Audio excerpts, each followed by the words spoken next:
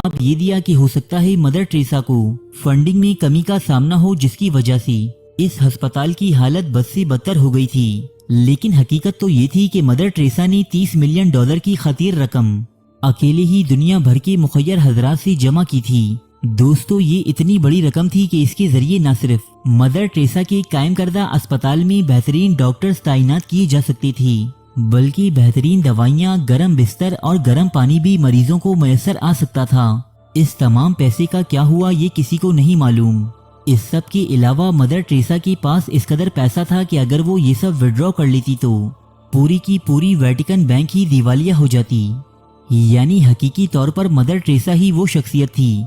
जो पसी मंजर में रहकर वेटिकन बैंक को चला रही थी। इस किताब के मुताबिक मदर टेरेसा को मिलने वाली इमदाद का सिर्फ 7% हिस्सा ही खिदमती खल्क के कामों में सर्फ होता था, जबकि बाकी पैसा कहाँ जाता था ये किसी को नहीं मालूम। ये किताब कहती है कि मदर टेरेसा को गरीबों की कोई फिक्र नहीं थी, बल्कि वो तो इनकी गुर्बत को बेचकर बेशुमार धन दौलत इकट्ठा कर रही थी, क्योंकि इतना पैसा होने के बावजूद इसके कायम करदा अस्पताल में एनेस्थीसिया तक मुयस्सर न था, जिसकी सबब बेहोश किए बगैर ही मरीजों की ऑपरेशन कर दी जाती थी। मदर टेरेसा की जानशीन निर्मला जोशी से एक मर्तबा इस तमाम पैसे के बारे में सवाल किया गया था, तो उसने जवाब दिया कि इस पैसे के बारे में सिर्फ खुदा जानता है, क्योंकि वही हमारा अकाउंटेंट है।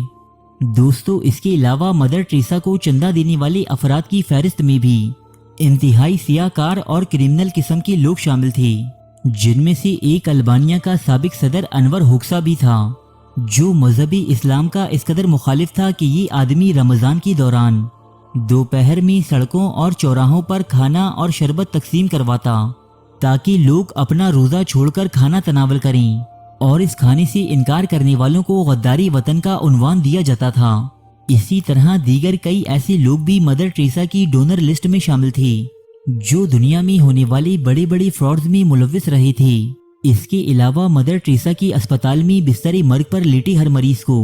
बपतिस्मा दिया जाता था, और इससे वो अल्फाज कहलवाए जाते थे जो मसीही बपतिस्मा लेते वक्त कहते हैं, जबकि इस अस्पताल में आने वाले अक्सर लोग हिंदू या फिर मुसलमान होते थे। ये तमाम बातें जाहिर करती हैं कि मदर टेरेसा का मकसद दरअसल खिदमती खल्क की आड़ में मसीहियत का फरोग था, जिसमें वो काफी हद तक कामयाब भी रहीं। मदर टेरेसा की सबसे बड़े नाकिद अरूप चटर्जी का कहना है कि मदर टेरेसा कोई ऐसी खातून न थी कि जिन्हें गरीबों की परवाह या ख्याल हो, बल्कि वो सिर्फ इनकी गुर्बत को उजागर करके इनके नाम पर